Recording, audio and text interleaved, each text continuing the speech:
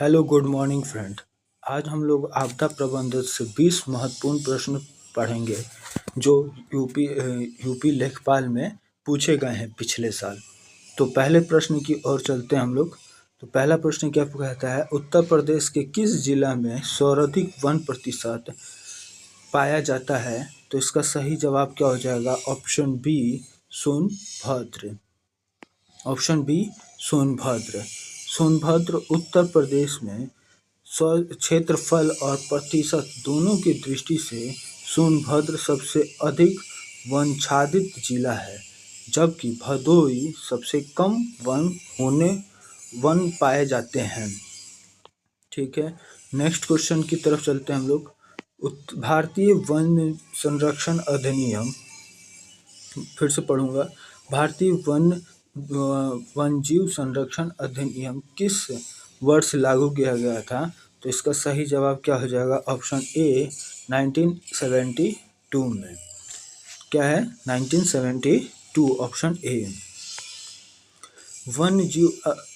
One जीवों के अवैध शिकार और व्यापार को रोकने के लिए 1972 में यह कानून बनाया गया और 1986 में पर्यावरण संरक्षण अधिनियम आया था, जिसमें जिससे भ्रमित ना हो। ये दोनों पॉइंट ध्यान में रखने वाली है, कभी कभी कंफ्यूजन हो जाता है। पर्यावरण संरक्षण अधिनियम और वन जीव संरक्षण अधिनियम, जो कि वन जीव संरक्षण अधिनियम था 1972 में आया था और 1986 में पर्यावरण संरक्षण अधिनियम आया था।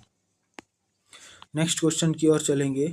ग्रामीण क्षेत्र में ओलावृष्टि यानी हेलस्टॉर्म के कारण फसल नुकसान की रिपोर्ट तैयार करने की प्राथमिक जिम्मेदारी किसके पास होती है? तो इसका ऑप्शन क्या हो जाएगा? ऑप्शन सी लेखपाल के पास। क्या हो जाएगा? ऑप्शन सी लेखपाल के पास होता है। राजस्व संहिता के अनुसार किसी भी प्राकृतिक आपदा, बाढ़, सूखा, आग से हुए नुकसान का प्राथमिक सर्वे और रिपोर्ट किस लेखपाल ही तैयार करता है। कौन तैयार करता है? लेखपाल तैयार करता है। क्या क्या तैयार करता है? बाढ़, सूखा, आग, जो जिससे खेत बाड़ में नुकसान होता है वो सब, और जिससे आपदा में दिक्कत हो तो क्या दिखता है? लेखपाल तैयार करता है रिपोर्ट उसकी। नेक्स्ट क्वेश्चन की ओर चलेंगे। क्योटो प्रोटोकॉल मुख्य रूप से किससे संबंधित है? तो इसका सही जवाब क्या हो जाएगा? ऑप्शन सी जलवायु परिवर्तन से। किससे संबंधित है? जलवायु परिवर्तन से। फिर से क्वेश्चन पढ़ते हैं। क्योटो प्रोटोकॉल किससे संबंधित है? मुख्य रूप से किससे संबंधित है? तो इसका सही जवाब क्या हो जाएगा? जलवायु संरक्षण से, जलवायु परिवर्तन से संबंधित है। जलवायु परिवर्तन से यह 1997 में अपनाया गया था। क्योटो प्रोटोकॉल कब हुआ था? पॉइंट वाली चीज़ है। 1997 में क्योटो प्रोटोकॉल किया गया था और इसका मुख्य उद्देश्य ग्रीन हाउस गैस के उत्पादन और उत्सर्जन को कम करना था। ग्रीन हाउस गैस के उत्सर्जन को कम करना था इसका उद्देश्य। नेक्स्ट क्वेश्चन की ओर चलते हैं हम लोग। राष्ट्रीय आपदा प्रबंधन प्राधिकरण NDMA का पदेन अध्यक्ष कौन होता है? तो इसका सही जवाब क्या हो जाएगा? ऑप्शन सी प्रधानमंत्री। क्या हो जाएगा? ऑप्शन सी प्रधानमंत्री। फिर से क्वेश्चन पढ़ेंगे। राष्ट्रीय आपदा प्रबंधन प्राधिकरण का पदेन अध्यक्ष कौन होता है? तो ऑप्शन सी क्या हो जाएगा? ऑप्शन सी प्रधानमंत्री। आपदा प्रबंधन अधिनियम 2005 के तहत NDMA का गठन किया गया था, जिसे का अध्यक्ष भारत का प्रधानमंत्री रहता है। ठीक है, नेक्स्ट क्वेश्चन की ओर चलते हैं। नेक्स्ट पॉइंट, ये कुछ पॉइंटें हैं जो पेपरों में पूछे जाते हैं कि जैविक भौतिक किसे कहा जाता है? पारिस्थितिकी तंत्र के घटक कौन कौन से हैं? पारिस्थितिकी तंत्र के दो प्रमुख घटकों से मिलकर बना है। कौन कौन से घटक हैं, आइए हम लोग देखते हैं। पहला घटक जैविक यानी बॉटिक। इसमें सभी जीवित प्राणी आते हैं, जैसे पेड़ पौधे उत्पादक, जो हरी हरी घासें होती हैं उनको उत्पादक कहा जाता है। जीव जंतु उपभोक्तक उपभोक्ता, जो घास को खाते हैं, जैसे हिरन हो गए, खरगोश हो गया, ये सब उपभोक्ता कहलाते हैं। और सूक्ष्म जीव अपघटक कहलाते हैं। सूक्ष्म जीव अपघटक कहलाते हैं। अब आता है नेक्स्ट पॉइंट, अजैविक। अजैविक क्या कहलाता है? अजैविक, इसमें निर्जीव तत्व आते हैं, जैसे मिट्टी, जल, वायु, सूर्य और का प्रकाश और तापमान। ठीक है, अजैविक घटक कहलाते हैं। नेक्स्ट पॉइंट की तरफ चलेंगे।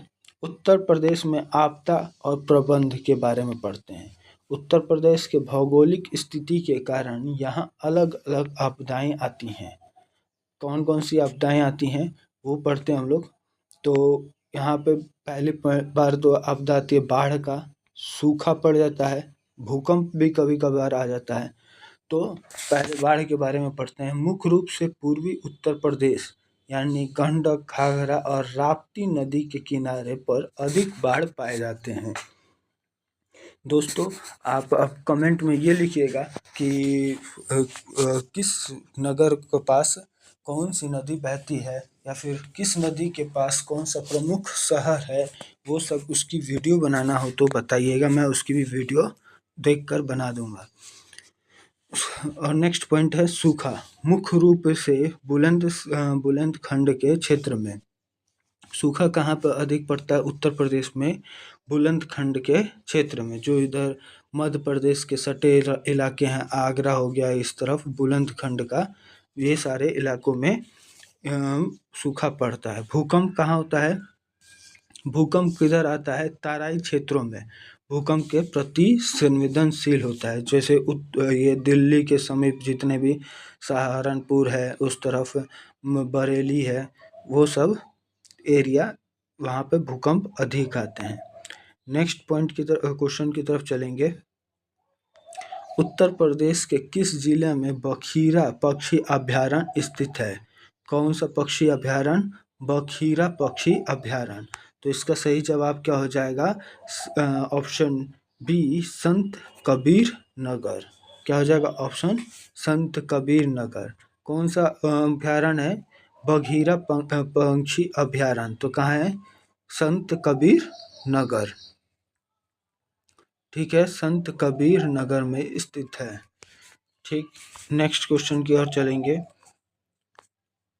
इसके कुछ पॉइंट भी हैं, ये भी पढ़ लेते हैं। बखीरा वन्यजीव अभयारण्य पूर्वी यूपी के, यानी जो यूपी है उसके दो भाग हैं, एक पूर्वी भाग, एक पश्चिमी भाग। तो ये पश्चिमी भाग कहलाता है, ये पूर्वी भाग। तो पूर्वी यूपी के का एक बड़ा प्राकृतिक जल निकाय है।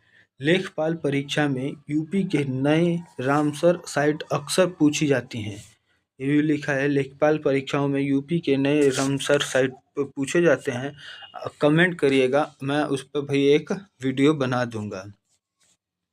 पारिस्थितिकी पिरामिड, इको पिरामिड की अवधारणा सबसे पहले किसने दी थी? तो इसका सही जवाब क्या हो जाएगा? ऑप्शन ए, चार्ल्स एल्टन ने। किसने? ऑप्शन ए, चार्ल्स एल्टन ने। पारिस्थितिकी, फिर से क्वेश्चन पढ़ूंगा। पारिस्थितिकी पिरामिड, पारिस्थितिकी पिरामिड की अवधारणा सबसे पहले किसने दी थी? तो इसका सही जवाब क्या हो जाएगा? चार्ल्स एल्टन ने। पारिस्थितिकी पिरामिड कैसे बनता है? ऐसे सीधा बनता है। नीचे क्या आएगा? उत्पादक आएगा, यानी घास वास, ऊपर हम लोग ने पढ़ा था। फिर सेकंड वाले में उपभोक्ता आएंगे, उपभोक्ता में जो घास वास को खाते हैं वो। अब ऊपर अपघटक आएंगे। क्या आएंगे? अपघटक। पारिस्थितिकी पिरामिड में भी तीन तरीके के होते हैं, एक और तीन। पहला उत्पादक, उपभोक्ता, और उपभोक्ता का उपभोक्ता एक कहलाता है। ठीक है, तो उसकी परसेंट पढ़ते हैं। चार्ल्स एल्टन ने 1927 में पिरामिड की अवधारणा दी थी। याद रहे लिंडमैन ने 10% ऊर्जा का नियम दिया था। वही जो पिरामिड ऐसे बनता है, इसका पावर इसमें कितना जाएगा, 10% जाएगा, और इसका पावर इसमें कितना जाएगा, ऊर्जा जाएगी 10%। यानी हमेशा 10% ही पावर ट्रांसफ़र होती है। आइए नेक्स्ट क्वेश्चन की तरफ चलते हैं हम लोग। राजस्व विभाग के अनुसार यदि ग्रामीण क्षेत्र में अग्निकांड से फसल नष्ट होती है तो सहायता राशि हेतु सर्वे रिपोर्ट कौन करता है? तो इसका सही जवाब क्या हो जाएगा, ऑप्शन सी, लेखपाल। हम लोग ने ऊपर ही पढ़ा था कि कुछ आपदा आ जाए, सूखा, बाढ़, ये सब आ जाए तो कौन रिपोर्ट बनाता है, लेखपाल बनाता है।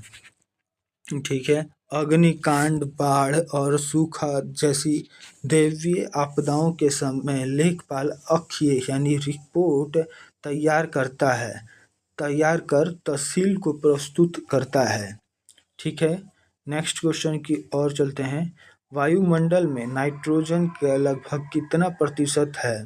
तो ये तो सब जानते हैं, वायुमंडल में नाइट्रोजन की मात्रा कितने प्रतिशत है? तो इसका सही जवाब क्या हो जाएगा, ऑप्शन सी, 78%। कितना है, ऑप्शन सी, 78%। नेक्स्ट क्वेश्चन की तरफ चलेंगे।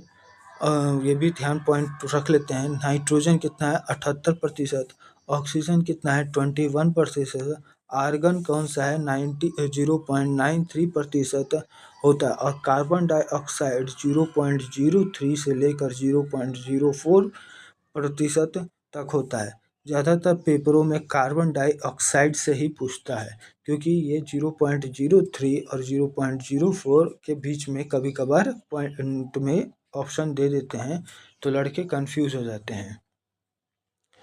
और चलिए, महत्वपूर्ण विषयों का विस्तार है, कुछ पॉइंट जो ऊपर हम लोग ने 10% वाला पढ़ा था, उसको नीचे मैंने डिस्क्राइब किया है। ऊर्जा का 10% नियम, लैंडमैन्स लॉ और 10% लॉ। पारिस्थितिकी तंत्र में ऊर्जा का एक स्तर से दूसरे स्तर जैसे घास, हिरण, शेर पर केवल 10% ही पहुंचता है। ये पिरामिड बना होता है। यहाँ पे पहला उत्पादक रहता है, द्वितीय उपभोक्ता, यहाँ पे तृतीय उपभोक्ता। यहाँ पे घास होंगी, फिर हिरण घास को खाएगी, और जो तीसरे उपभोक्ता वो हिरण को खाएगा। तो घास से हिरण को कितना प्रतिशत ऊर्जा मिलेगा, 10%। और हिरण से टाइगर को कितना प्रतिशत मिलेगा, वो भी 10% ही मिलेगा। ठीक है।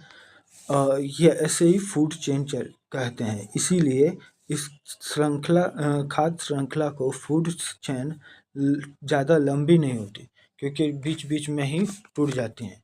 फिर हम नेक्स्ट पॉइंट की ओर चलेंगे। उत्तर प्रदेश वन स्थित रिपोर्ट।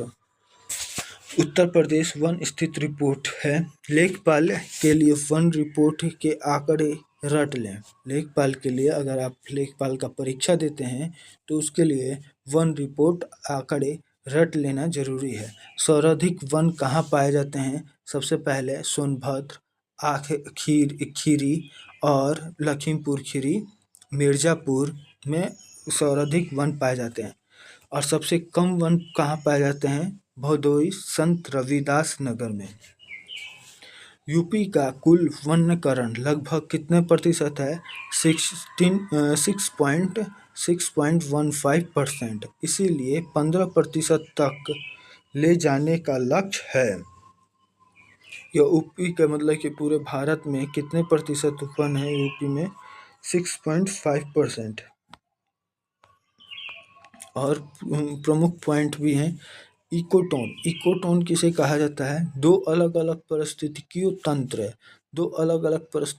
तंत्र जैसे घास और मैदान और जंगल के बीच का मिलन क्षेत्र या जैव विविधता सबसे अधिक होता है, तो इसी को इकोटोन कहा जाता है। क्या कहा जाता है? इकोटोन। जैसे जंगल हो गया, जंगल में तुम्हारा घास भी मिल जाएगा, मैदान भी मिलता है, और जंगल में सब ये उत्पादक उपभोक्ता भी मिलेगा, यानी टाइगर, शेर, ये सब मिल जाते हैं, तो उसे क्या कहेंगे? इकोटोन। नेक्स्ट पॉइंट क्या है? बायो एक्यूमुलेशन, जैव संचय। ये जब प्रदूषक जैसे कीटनाशक डीडीटी किसी जीव के शरीर में जमा होने लगता है उसे बायो एक्यूमुलेशन कहते हैं। क्या कहते हैं? जब जो प्रदूषण होता है उनके ऊपर कीटनाशक जैसे कीटनाशक डीडीटी किसी जीव के शरीर में जमा होने लगते हैं, कि देखते हैं कभी कभी फसलों पर ये सब कीटनाशक छिड़का जाता है, क्योंकि उस पर कीटनाशक अपने आप लग जाते हैं, प्रदूषण के कारण लग जाते हैं, तो उस पर डीडीटी और कीटनाशक छिड़का जाता है उनको बचाने के लिए। नेक्स्ट क्वेश्चन की तरफ चलते हैं, नेक्स्ट पॉइंट की तरफ। यूरो यूरोफिकेशन, माफ कीजिएगा गलती पढ़ रहा हूँ तो, यूरोफिकेशन सुपोषण जब जलाशय में पोषक तत्व नाइट्रोजन फास्फोरस बढ़ जाता है, जिससे शैवाल ज़्यादा उगते हैं और पानी में ऑक्सीजन कम हो जाता है, तब उसे क्या कहते हैं? यूट्रोफिकेशन। इसको क्या कहते हैं? सुपोषण। फिर से पढ़ना चाहूँगा, क्या कहते हैं? यूरोटोफिकेशन सुपोषण जब जलाशय में पोषक तत्व नाइट्रोजन और फास्फोरस बढ़ जाता है, जिससे शैवाल ज़्यादा उगते हैं और पानी में ऑक्सीजन कम होता है, तो यूट्रोफिकेशन कहते हैं। आप देखते होंगे कभी कभी पानियों में काई लग जाती है, तो उसी की वजह से उसको यूट्रोफिकेशन कहते हैं, यानी सुपोषण कहते हैं। आज की क्लास यहीं पे समाप्त होती है।